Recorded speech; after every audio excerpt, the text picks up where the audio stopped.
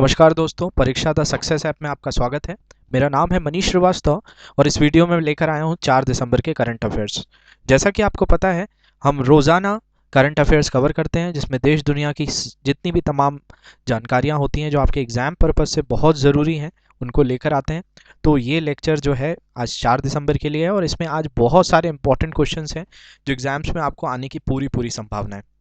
तो लेक्चर पूरा आखिरी तक देखिए और उसके बाद जो है, अगर आपको लेक्चर अच्छा लगता है तो कमेंट सेक्शन में हमको ज़रूर बताइए। अगर आपको लेक्चर अच्छे नहीं भी लग रहे हैं तो भी आप जो है हमारा वीडियो डिसलाइक कर सकते हैं, कमेंट सेक्शन में भी बता सकते हैं। तो आज शुरू करते हैं आज का लेक्चर।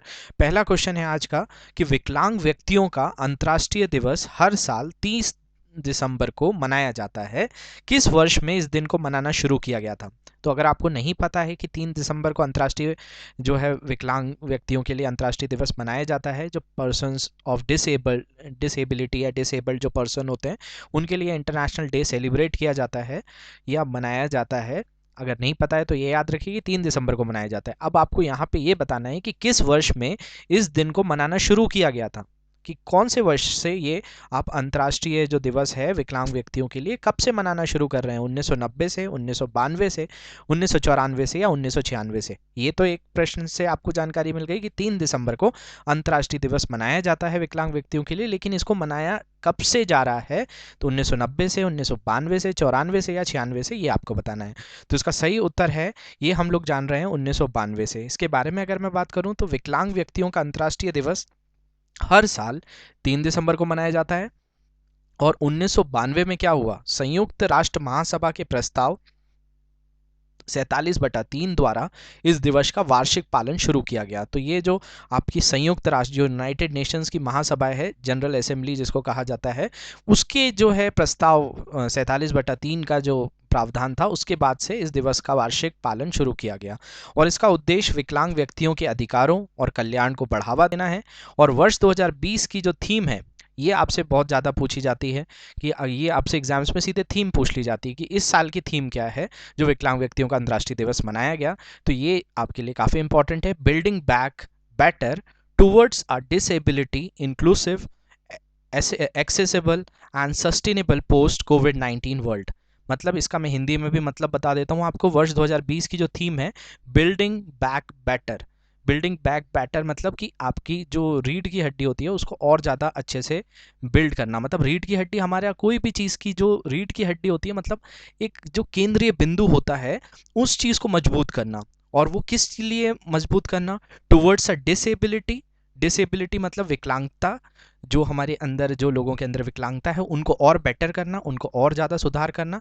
इंक्लूसिव, उनके अंदर जो है एक अंदरूनी बदलाव करना। एक्सेसिबल और सस्टेनेबल पोस्ट कोविड-19 वर्ल्ड, मतलब जो कोविड-19 अभी हम फेस कर रहे हैं उसके बाद जो विश्व है वो उनको और ज़्यादा मजबूती प्रदान करे, ये इसका जो है थीम रखा गया है। बढ़ते हैं आज के दूसरे प्रश्न की ओर।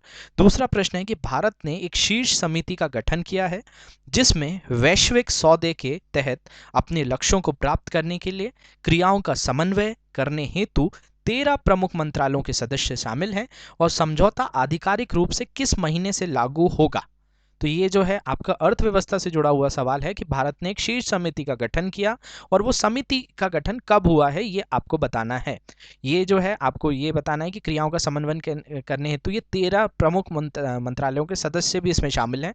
और समझौता आधिकारिक रूप से किस महीने से लागू होगा? जनवरी 2021 से, फरवरी 2021 से, मार्च 2021 से या अप्रैल 2021 से? तो इसका सही उत्तर है आपका जनवरी 2021 से। ये जो है आपका 13 प्रमुख मंत्रालयों के जो सदस्य शामिल हैं, समझौता आधिकारिक रूप से जनवरी 2021 से लागू हो जाएगा। बढ़ते हैं आज के इसी के बारे में अगर मैं बताऊं तो भारत ने एक शीर्ष समिति का गठन किया है जिसमें वैश्विक सौदे के तहत अपने लक्ष्यों को प्राप्त करने के लिए क्रियाओं का समन्वय करने हेतु 13 प्रमुख मंत्रालयों के सदस्य शामिल हैं, जैसा मैंने आपको बताया। और ये समझौता आधिकारिक रूप से 1 जनवरी 2021 से लागू होगा। शीर्ष निकाय 2020 के बाद की अवधि में पेरिस समझौते के तहत भारत में कार्बन बाजारों को विनियमित करने के लिए एक राष्ट्रीय प्राधिकरण के रूप में कार्य करेगा। तो जो शीर्ष निकाय है इसका, वो 2020 के बाद की अवधि में पेरिस समझौता, जो पेरिस एग्रीमेंट है, उसके तहत भारत में जो कार्बन बाजारों को विनियमित करने के लिए एक राष्ट्रीय प्राधिकरण के रूप में कार्य करेगा। और पर्यावरण सचिव जो है हमारे आरपी गुप्ता द्वारा निर्देशित 17 सदस्यीय समिति भारत के राष्ट्रीय रूप से निर्धारित योगदान, जो कि एनडीसी कहलाता है, प्रतिज्ञाओं को पूरा करने के लिए संबंधित मंत्रालय की जिम्मेदारियों को परिभाषित करेगी। तो ये जो है आपका दोनों ही एक वैश्विक तौर पे भी जुड़ा हुआ सवाल था और साथ साथ भारत के आंतरिक मामलों से भी जुड़ा हुआ है। तो ये याद रखेंगे 1 जनवरी 2021 से ये समझौता आधिकारिक रूप से लागू हो जाएगा। बढ़ते हैं आज के तीसरे प्रश्न की ओर कि दिसंबर 2020 में डोईवाला में सूर्यधर झील का उद्घाटन किया गया। तो ये जो उद्घाटन है किसने किया है? ये दिसंबर 2020 में डोईवाला में सूर्यधर झील का उद्घाटन किसने किया है? सतपाल महाराज ने, रमेश पोखरियाल ने, त्रिवेंद्र सिंह रावत ने या जयराम ठाकुर ने? ये आपको बताना है। तो इसका सही उत्तर मैं बता देता हूं, दिसंबर 2020 में डोईवाला में सूर्यधर झील का उद्घाटन त्रिवेंद्र सिंह रावत ने किया। त्रिवेंद्र सिंह रावत जो हैं उत्तराखंड के मुख्यमंत्री हैं। त्रिवेंद्र सिंह रावत ने डोईवाला में सूर्यधर झील का उद्घाटन किया और ये आसपास के लगभग 20 गांवों के पीने के पानी और सिंचाई संबंधी जरूरतों को संबोधित करेगा और आने वाले समय में एक प्रमुख पर्यटन और जल खेल गंतव्य बनने के लिए भी तैयार है। साथ साथ झील क्षेत्र में जल संसाधनों को रिचार्ज करेगी और एक स्वस्थ इकोसिस्टम बनाने में मदद करेगी। मतलब ये जो झील है अपने अंदरूनी जो ग्राउंड वाटर होता है, जो जमीनी स्तर का जो जल होता है, उसको भी बढ़ाने में मदद करेगी। वहाँ के इकोसिस्टम को भी जो है एक स्वस्थ इकोसिस्टम बनाने में मदद करेगी। बढ़ते हैं आज के चौथे प्रश्न की ओर। चौथा प्रश्न है कि दिसंबर 2020 में वर्षा जोशी को राष्ट्रीय डेयरी विकास बोर्ड, जो आपका नेशनल डेयरी डेवलपमेंट बोर्ड है, कि अध्यक्ष के रूप में कार्यभार संभालने के लिए कहा गया है। एनडीडीबी का मुख्यालय कहाँ है? मतलब राष्ट्रीय डेयरी विकास बोर्ड का मुख्यालय कहाँ है? आनंद में, अभिनव कुमार या कोलकाता या चेन्नई? इसमें आपको बताना है कि ये जो है आपका कहाँ पर है। इसका आनंद में या अभिनव कुमार की जगह आप दूसरा ऑप्शन लिख सकते हैं, भोपाल में, कोलकाता में या चेन्नई में। तो इसका सही उत्तर मैं बता देता हूँ आपको, आनंद में है। आनंद क्या है तो इसके बारे में बताएं।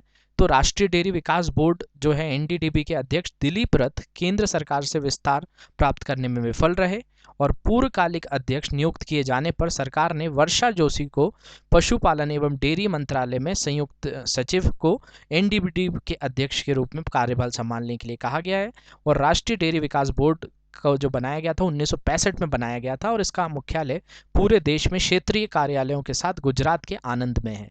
तो ये याद रखें, गुजरात के आनंद में है। और अब यहाँ पे जो है कौन जो इसका पदभार संभालने वाला है, तो इसका वर्षा जोशी जो है वो पदभार संभालेंगी, क्योंकि जो अध्यक्ष दिलीप रथ थे वो केंद्र सरकार से विस्तार प्राप्त करने में विफल रहे। तो अब जो है वर्षा जोशी जो है आधिकारिक रूप से इसका जो है अध्यक्षता करेंगी। बढ़ते हैं आज के 5वें प्रश्न की ओर कि दिसंबर 2020 में पेटीएम ने एमएसएमई को तत्काल डिजिटल ऋण के साथ सशक्त बनाने के लिए निम्न में से किसके साथ अपनी साझेदारी की घोषणा की थी?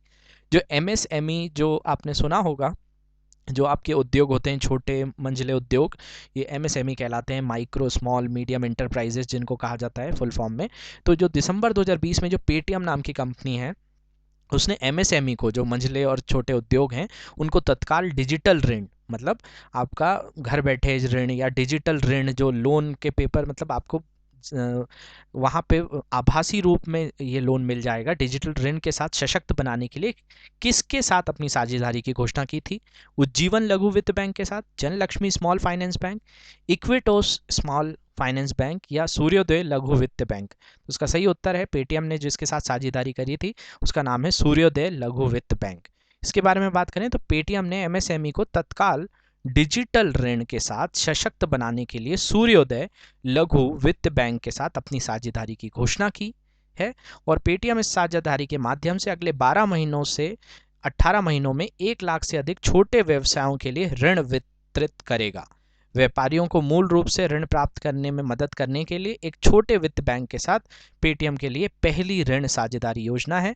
तो ये याद रखें किसके साथ किया है, तो सूर्योदय लघु वित्त बैंक के साथ ये साझेदारी की गई है। बढ़ते हैं आज के 6वें प्रश्न की ओर कि कौन सा देश उपयोग के लिए फाइजर बायोनटेक कोविड-19 वैक्सीन को मंजूरी देने वाला दुनिया का पहला देश बन गया है। ये फाइज़र जो है, फाइज़र बायोनटेक कोविड-19 वैक्सीन को मंजूरी देने वाला कौन सा देश बना है? ब्रिटेन, अमेरिका, ऑस्ट्रेलिया या सिंगापुर? तो इसका अगर हम बात करें तो ब्रिटेन जो है पहला देश बन गया है जिसने फाइज़र बायोटेक कोविड-19 वैक्सीन को मंजूरी दे दी है। इसमें बात करें तो उपयोग के लिए फाइज़र बायोटेक कोविड-19 वैक्सीन को मंजूरी देने वाला ब्रिटेन दुनिया का पहला देश बन गया है। दिसंबर 2020 की शुरुआत से इसे शुरू कर दिया जाएगा। ब्रिटिश नियामक medicine and health care products regulatory agency जो MHR है, इसने घोषणा की है कि टीका 95% तक सुरक्षा प्रदान करता है और कोविड-19 के खिलाफ टीकाकरण के लिए इस्तेमाल किया जाना सुरक्षित है। यूके ने वैक्सीन की 40 मिलियन खुराक देने का आदेश दिया है, तो ये पहले ही दे दिया गया, जिसके तहत प्रत्येक व्यक्ति को 2 शॉट के साथ 20 मिलियन लोगों को टीका लगाया जाएगा और टीकाकरण की जल्द ही शुरू होने की उम्मीद है और इससे पहले उच्च प्राथमिकता वाले समूह तक पहुंचाया जाएगा। अब उच्च प्राथमिकता में जो होते हैं कि सेना होती है, मेडिकल वर्कर होते हैं जो अस्पतालों में काम करते हैं, ऐसे लोगों को पहले टीकाकरण किया जाएगा। फिर कंपनी की उम्मीद है कि 2020 में वैश्विक स्तर पर 50 मिलियन वैक्सीन की खुराक और 2021 के अंत तक 1.3 बिलियन खुराक का उत्पादन होगा। तो ब्रिटेन जो है इसको करने वाला पहला देश बन गया है। बढ़ते हैं आज के 7वें प्रश्न की ओर कि इंडियन ऑयल कॉरपोरेशन ने भारत का पहला 100 ऑक्टेन पेट्रोल लॉन्च किया है। अब ये ऑक्टेन क्या होता है आपके दिमाग में आ रहा होगा, तो हर एक जो आपका ईंधन होता है उसकी कुछ ना कुछ जो है एक संख्या होती है, एक ऑक्टेन नंबर होता है। तो ऑक्टेन नंबर वो बताता है कि उसके अंदर जो भी एक ऊर्जा निकलेगी वो कितने स्तर की होगी। तो 100 ऑक्टेन पेट्रोल लॉन्च किया है भारत का पहला इंडियन ऑयल कॉरपोरेशन ने, जिसका नाम रखा गया XP100। ये आपको दिख पा रहा होगा।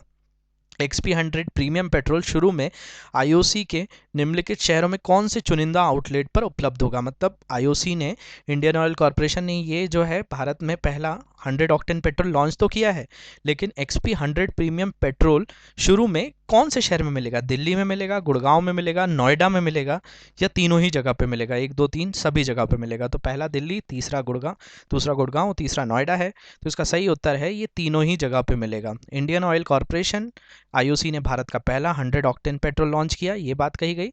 और XP100 प्रीमियम पेट्रोल शुरुआत में 10 शहरों में मिलने वाला है, जिसमें दिल्ली, गुड़गांव, नोएडा, आगरा, जयपुर, चंडीगढ़, लुधियाना, मुंबई, पुणे, अहमदाबाद, इन सब जगहों पे मिलेगा और IOC के चुनिंदा आउटलेट पर उपलब्ध होगा।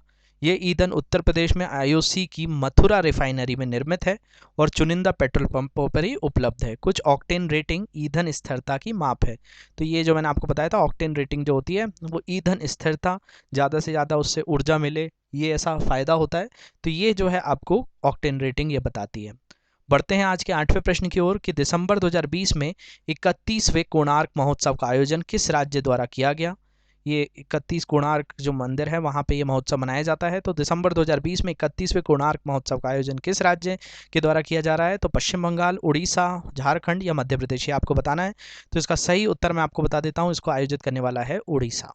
उड़ीसा के बारे में बात करें तो उड़ीसा पर्यटन द्वारा आयोजित किया जा रहा 31वां कोणार्क महोत्सव 2 दिसंबर 2020 को शुरू हुआ। इस कार्यक्रम ने देश के समृद्ध सांस्कृतिक विरासत में दिलचस्प अंतर्दृष्टि प्रदान करने के अलावा भारत के पारंपरिक और शास्त्रीय सर्वश्रेष्ठ प्रदर्शन किया। भारत के लगभग सभी शास्त्रीय नृत्यों के रूप में प्रमुख व्याख्याता और नृत्य उत्साही 5 दिवसीय शास्त्रीय नृत्य कार्निवल में भाग लेंगे। तो भारत के जितने भी इंडियन क्लासिकल म्यूजिक से जो नृत्य से जुड़े हैं, आपके काव्य से जुड़े हैं, गीत से जुड़े हैं, वो सब यहाँ पे प्रदर्शनी में प्रदर्शन करेंगे।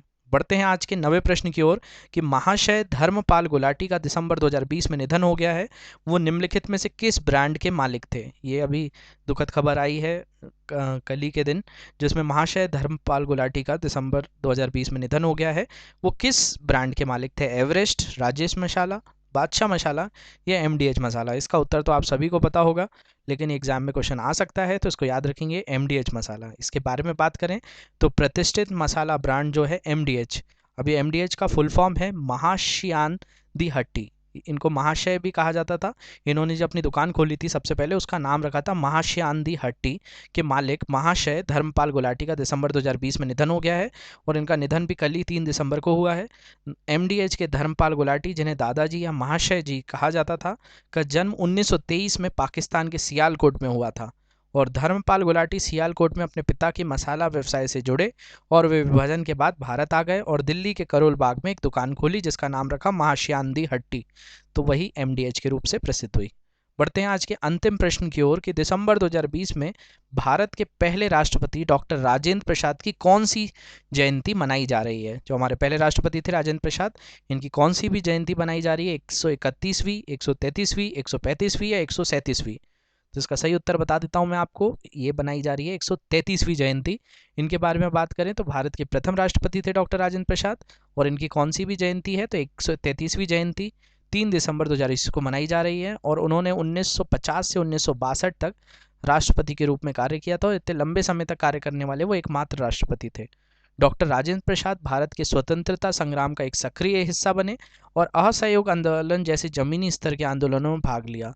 और स्वतंत्रता के बाद प्रसाद को भारत के संविधान सभा के अध्यक्ष के रूप में चुना गया था, और जब हमारा भारतीय संविधान लागू हो गया तब ये हमारे पहले जो है राष्ट्रपति के रूप में कार्य किया इन्होंने 1950 में 26 जनवरी से, और ये हमारे पहले राष्ट्रपति और सबसे लंबे कार्यकाल वाले राष्ट्रपति कहलाए। तो आशा करता हूँ सभी प्रश्न आपको अच्छे लगे होंगे। अगर ये लेक्चर अच्छा लगा है तो कमेंट सेक्शन में ज़रूर बताएं, और किसी भी तरह के कोई सुधार या कोई भी आपके सुझाव हैं वो भी आप दे सकते हैं इस लेक्चर को